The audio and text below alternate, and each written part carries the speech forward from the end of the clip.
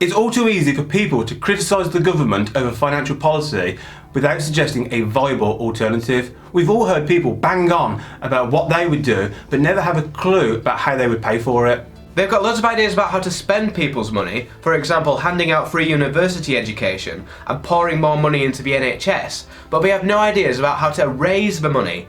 A stupid and lazy answer is tax the rich. So, in this video we are going to tell you what policies we would enact in order to fix the UK economy. Let's check it out.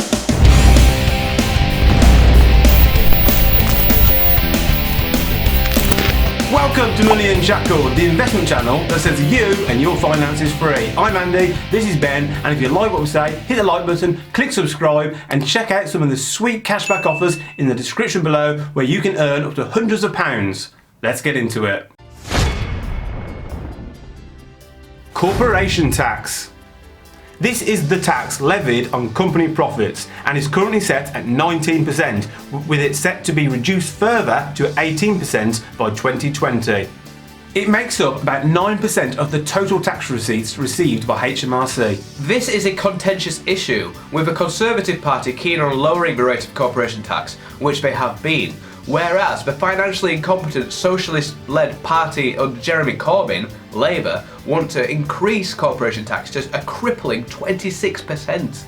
We believe an increase to be extremely damaging to the economy. It might seem that increasing the tax rate would boost tax receipts, but this is not the case.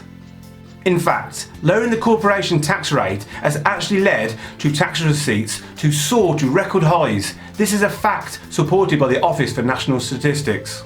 We would expect tax receipts to continue to rise should we lower the rate of corporation tax further, up until a sweet spot whereby we would expect the effect to reverse.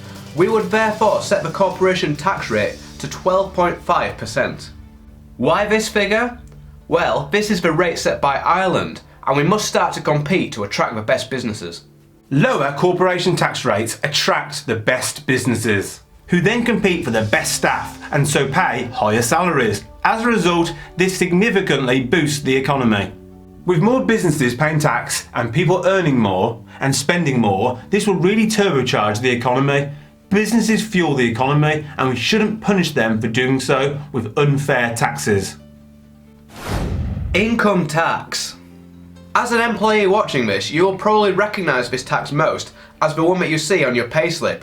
You are currently punished for working harder through a progressive punitive tax. This must change. The more you earn, the higher tax rate you have to pay, which is absurd when the rates jump by such a huge amount.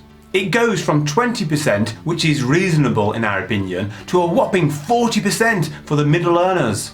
These are not rich people and yet are punished as if they live extravagant lifestyles. Thankfully, the Conservatives have raised the threshold from when you start paying 40% to £50,000, but we would argue that that 40% is a complete joke. Don't forget that this is money that you've actually worked hard to earn, and yet before you even get paid it, the government takes away almost half of it. Money that, should you have received it, you would have spent in the economy, and the government would have received VAT receipts on it anyway. We obviously don't have access to all the data, but fundamentally believe that lower taxes stimulate economies, so we expect that these tax reductions to pay for themselves. Let the people spend their hard-earned money and let the government collect taxes at that stage. So far, it seems that we love the Conservatives and despise Labour, but remember, we are only talking about financial policies. Whatever else you may think of the Labour Party, their financial policies are an absolute joke. In fact, we disagree with many of the laws put in place by the Conservative Party, including many of their financial policies, such as Stamp duty land tax. Stamp duty is an ill thought out tax. It's a transaction tax, which means it's a tax on the movement of assets between different parties. All it does is reduce liquidity in the housing market, which exacerbates the housing shortage crisis. Old people are discouraged from moving out of their massive family homes because they would be punished with a huge stamp duty bill if they did. Meanwhile, young families are destined to only be able to have access to lesser homes. We would probably reduce stamp duty initially to 1%, which would make it far more affordable for people to move homes. We would expect housing transactions to increase as a result as people move home more frequently, which in return will bring in more taxes to the Treasury. Also, the increased work for estate agents, surveyors, banks and solicitors would provide a further boost to the economy. We won't go into any more detail right now because we've already done a dedicated video on stamp duty, which we'll link to in the description below, so check that out afterwards. Education. An educated population is absolutely critical for the future success of the United Kingdom. Countries like China and India often compete on low labour costs. We have zero chance of being competitive here. We as a nation must compete with an educated workforce, but it's highly unlikely that university can become free due to the enormous cost. The Lib Dems failed miserably at that. If you remember, they promised to make university free and yet tripled it. What a joke. What we would do is heavily subsidise the degrees that we need as a country, whether that be doctors, engineers or whatever.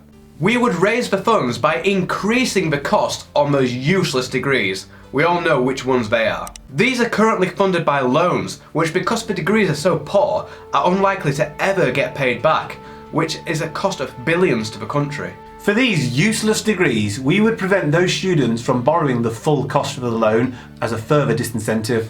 This would hopefully channel those students towards the degrees that this country needs, which we would make affordable, if not free, to study. Question of the day: what else can be done? Do you like our take on financial politics and do you want to hear more from us on this topic? Let us know in the comments below. Thanks for watching! On this channel we talk a lot about personal finance, investing and all things money. And if you want to see more great content, please click the subscribe button below. This is MoneyUnshackled.com. See you next time.